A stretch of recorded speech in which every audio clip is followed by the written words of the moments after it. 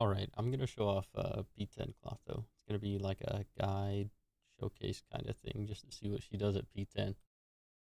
We're gonna look at the Rapier first for burst. It's kind of garbage. I mean, it just bursts. It can do a lot of damage, but there's not really a point. Her staff does way more, so you'd want to use that over the Rapier. The Rapier is also very annoying to use. Like you don't like using this. Like you hit an enemy, they jump away. You don't want to play the character anymore. I'll take it into time space 3 to show you how fast it can burst. I don't have a like burst set up. I just have her weapon and her engrave. I'm bringing her into Gallon instead.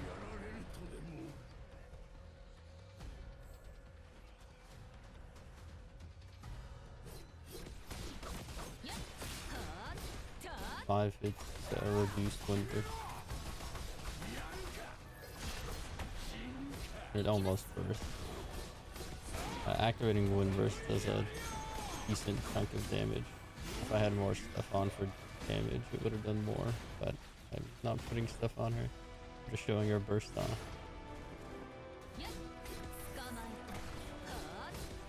Her biggest problem is her ultimate and her special skill are really annoying to use.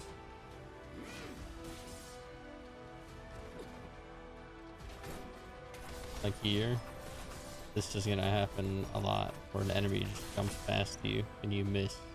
The same with their ultimate. He just dodged the last hit because he moved.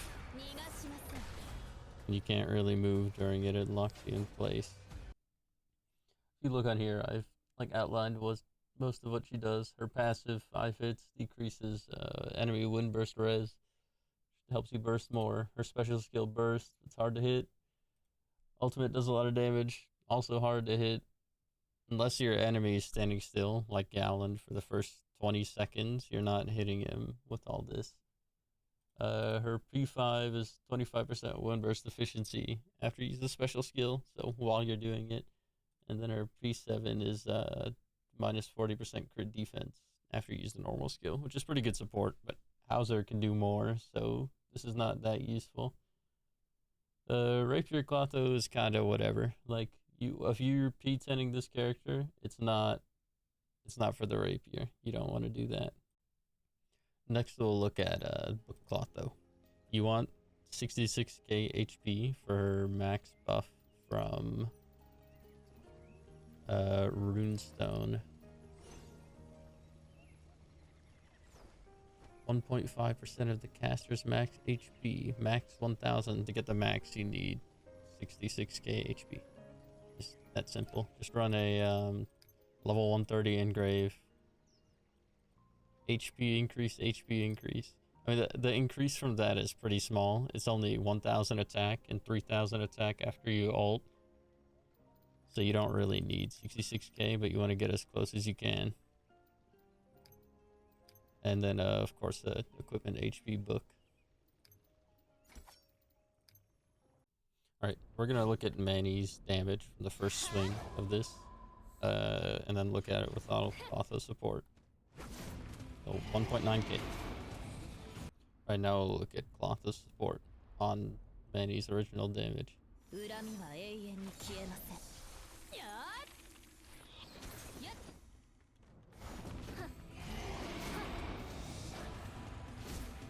2,400. Oh, there it is. 10,575. That's a lot. And if we use the normal skill, even more damage. 12k. Right, here's the breakdown on Book Clotho. Our passive is giving 18% cold damage after you use the special skill, because it gives you Rune Stone, and each stack of that is 6%, and it gives you 3. And then after you ult, it gives you 8 stacks of Rune Ward, which boosts it up to 48%. For some reason, this damage increase isn't displayed on your buffs. Like if we go look in game right now, if I use Runestone,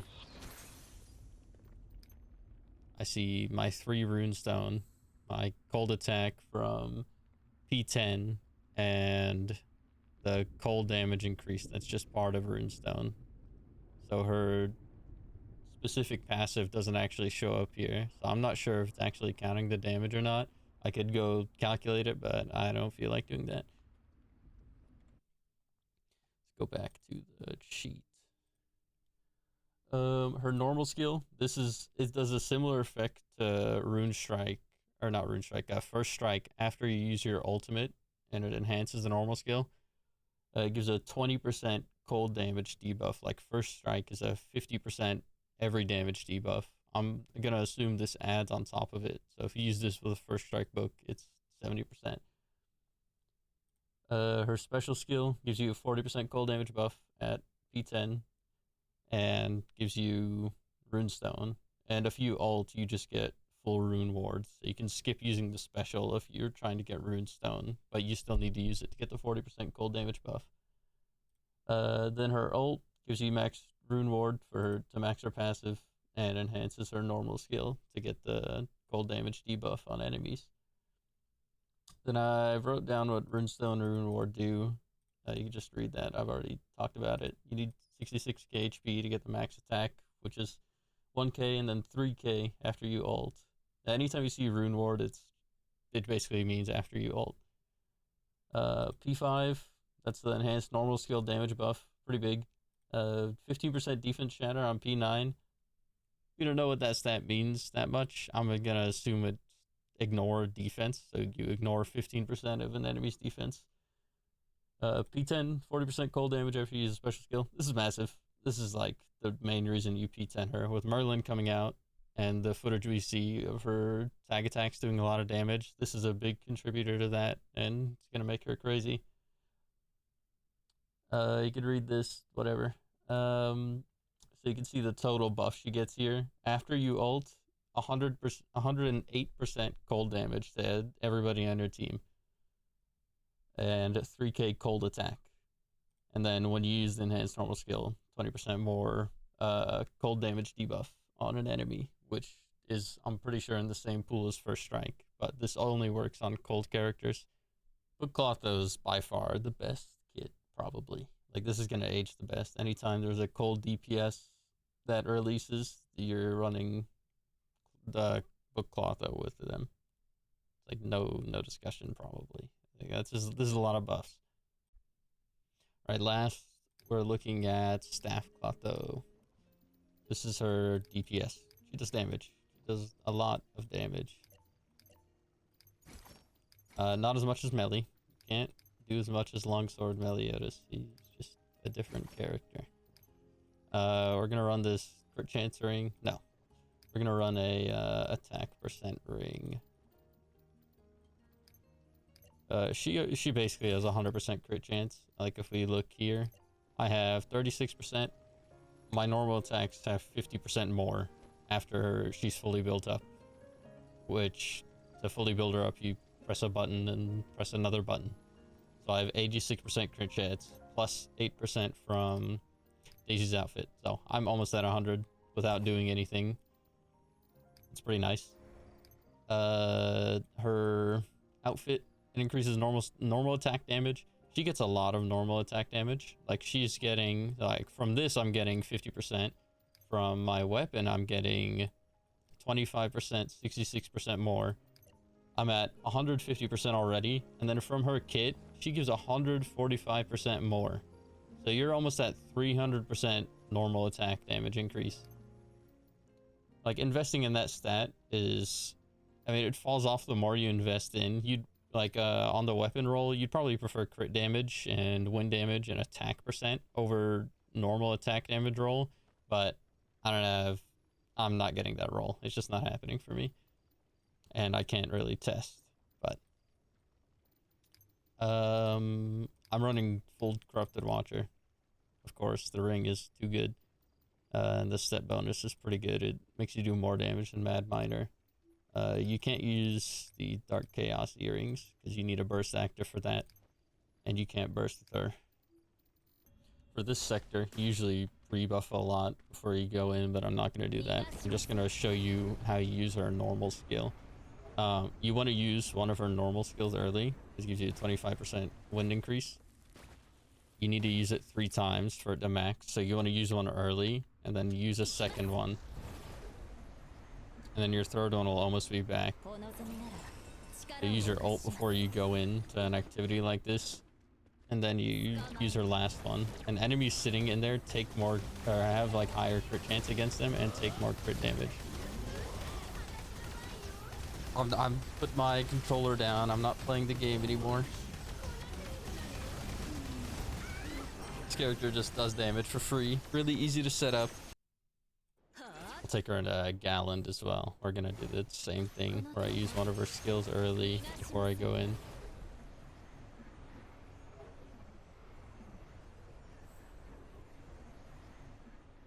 So again, she's a very easy character to play. You don't really have to think. You can set up really fast.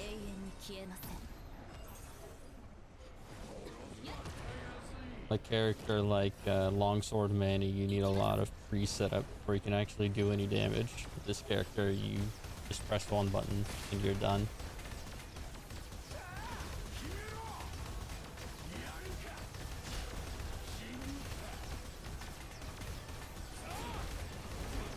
Galland's a lot tankier. I mean, I almost killed him by doing nothing. I like pressed 4 buttons. And she's pretty fun to play. Her enhanced normals is like a cool concept, but they did pretty well, other than the turn radius being really bad.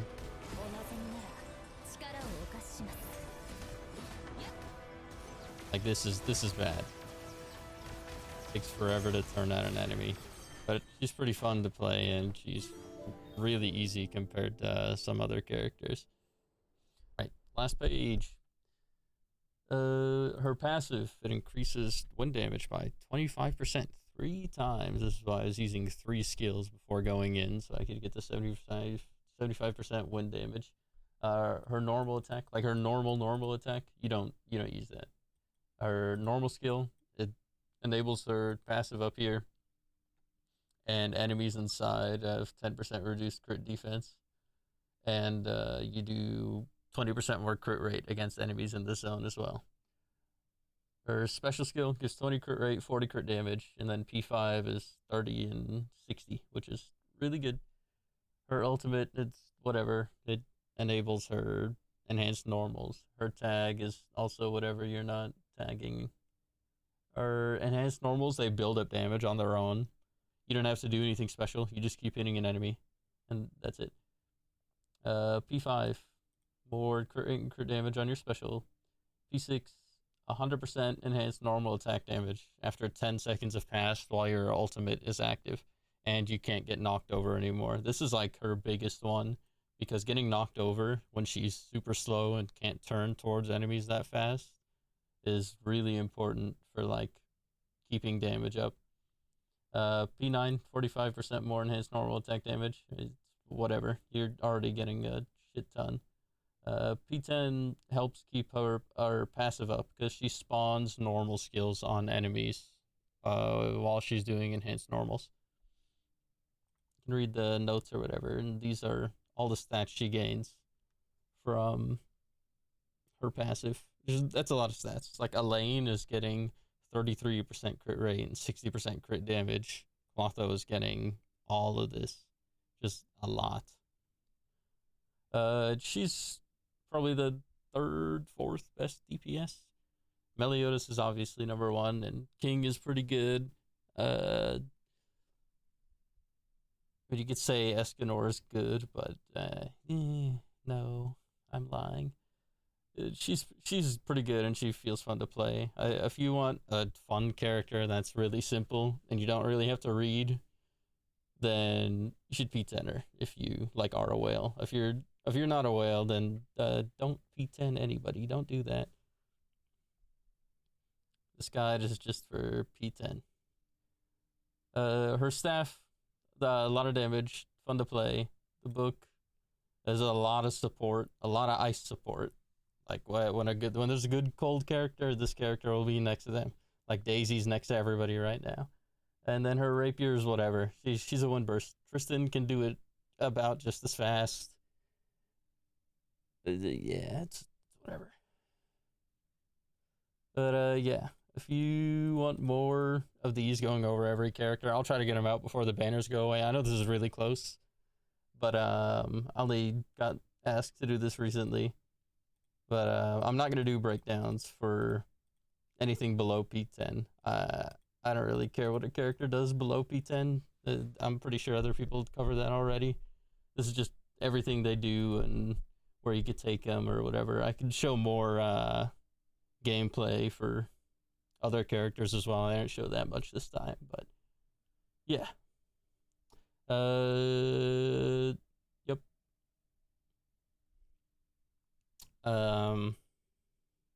Let me know what character you want me to cover next, because there's a lot that I can cover. I haven't done any, and I'll try to cover the most recent characters before anything else. All right, thanks. Peace.